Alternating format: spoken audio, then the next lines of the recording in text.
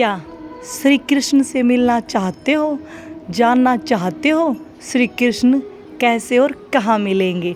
तो वीडियो को अंत तक जरूर सुने। हरे कृष्णा। बात 500 साल पुरानी है।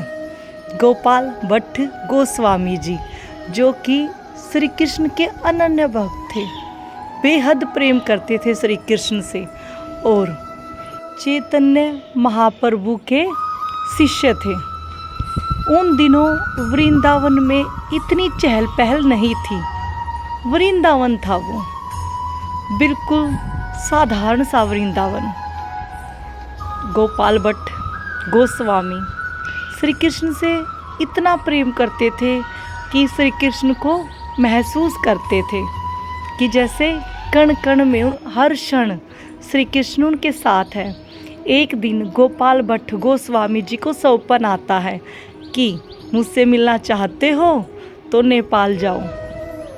अब श्री कृष्ण की इच्छा समझकर गोपाल भट्ट गोस्वामी जी नेपाल जाते हैं और गंडकी नदी में स्नान करते हैं तो उनको एक शालिग्राम मिलता है।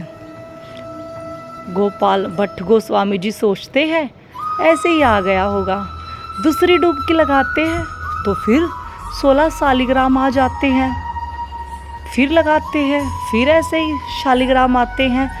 तो गोपाल भट्ट गोस्वामी जी ने ईश्वर की मर्जी समझकर, श्री कृष्ण का अवतार समझकर उन शालिग्राम को ले आते हैं, क्योंकि शालिग्राम में साक्षात श्री कृष्ण बसते हैं। तो 16 शालिग्राम को लेकर गोपाल भट्ट गोस्वामी जी वापस वृंदावन आ जाते हैं और उन 16 शालिग्रामों की सेवा करना शुरू कर देते हैं और उनको एक संदूक में रखते हैं। सुबह शाम उनकी पूजा आराधना करते हैं, स्नान कराते हैं, सारा कार्य करते हैं और सोते समय उनको एक बक्से में, एक संदूक में रखना शुरू कर देते हैं। वृंदावन में उस समय जो धनी व्यक्ति होते थे, जो सेठ होते थे, साहूकार होते थे, वह कुछ दान करने के लिए आते रहते थे, श्री कृष्ण की सेवा के लिए आते रहते थे। तो एक दिन दिल्ली से एक सेठ गोपाल भट्ट गोस्वामी जी से मिलने के लिए आए और उनको उनके शालिग्रामों की सेवा के लिए वस्त्र सेवा दी। तो गोपाल भट्ट गोस्वामी जी ने कहा कि मेरे प्रभु तो वस्त्र धारण ही नहीं करते हैं, मेरे पास तो 16 शालिग्राम हैं, मैं भला ये वस्त्र किसको पहनाऊंगा, तुम इन्हें वापस ले जाओ। तो सेठ जी कहते कि नहीं, मैं इस पोशाक को, इन वस्त्रों को वापस ले जाने वाला नहीं हूँ और वहाँ पर छोड़कर चले जाते हैं। तो फिर गोपाल भट्ट गोस्वामी जी के मन में तीव्र इच्छा उत्पन्न होती है कि जैसे ये 16 शालिग्राम ईश्वर का रूप ले ले और मैं इनको स्नान करा के ये वस्त्र धारण कराऊं।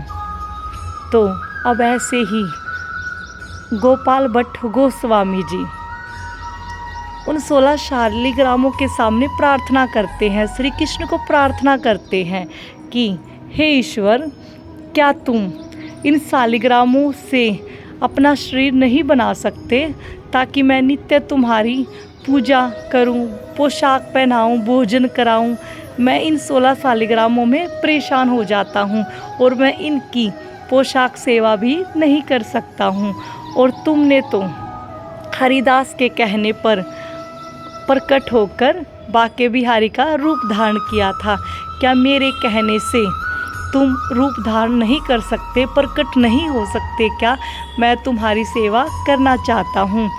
ऐसे बोलकर रोते रोते अपने 16 शालिग्रामों को बक्से में रखकर सो जाते हैं और जब सुबह उठकर अपने शालिग्रामों को बक्से से बाहर निकालने के लिए जाते हैं तो क्या देखते हैं, उनमें एक प्रभु की मूर्ति रखी हुई है और वह शालिग्रामों से बनी हुई है और इस मूर्ति में कहीं पर भी जोड़ नहीं था। तो अब गोपाल भट्ट गोस्वामी जी समझ जाते हैं कि मेरे शालिग्रामों ने ईश्वर का रूप धारण कर लिया है। वह कोई और नहीं, साक्षात राधा रमन जी हैं। दोस्तों, जिनको नहीं पता उनके लिए यह वीडियो लेकर आई हूँ कि जो राधा रमण जी हैं वृंदावन में, वो गोपाल भट्ट गोस्वामी जी ने ही प्रकट कर रखे हैं। तो गोपाल भट्ट गोस्वामी जी के पास इतनी ज़्यादा दिव्या शक्ति थी कि उस समय गोपाल भट्ट गोस्वामी जी ने एक अग्नि कुंड स्थापित किया था, जिसकी अग्नि अपने आप जलती रहती थी और वहाँ पर राधा रमण जी के लिए भोजन तैयार किया जाता था।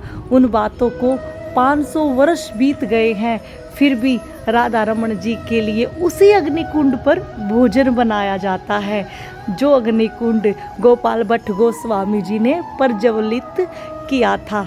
आज भी वह अग्निकुंड जलता रहता है और उस अग्निकुंड को कोई भी प्रज्वलित नहीं करता है और उसमें कोई भी लकड़ी का टुकड़ा आदि नहीं डाला जाता है। वह अग्निकुंड 500 साल से राधा रमण के भोजन के लिए जलता रहता है। अगर आप चाहते हैं कि आपके घर के मंदिर में जो मूर्त रखी है वह मूर्त ना रहे, साक्षात श्री कृष्ण प्रकट हो जाए, तो एक बार गोपाल भट्ट गोस्वामी जी की तरह निमंत्रण देकर देखिए। श्री कृष्ण साक्षात प्रकट हो जाते हैं। सिर्फ विश्वास मजबूत होना चाहिए, आस्था सच्ची होनी चाहिए। यदि आपकी आस्था सच्ची है, आपका निमंत्रण सच्चा है, मजबूत है, तो श्री कृष्ण साक्षात प्रकट हो जाते हैं।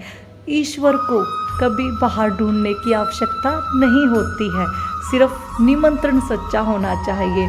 और दोस्तों, जब भी आप वृंदावन जाओ तो एक बार राधा रमण मंदिर में उस अग्निकुंड को देखना जो गोपाल भट्ट ने प्रज्वलित किया था और जो 500 वर्ष से प्रज्वलित है। वो थी सच्ची आस्था।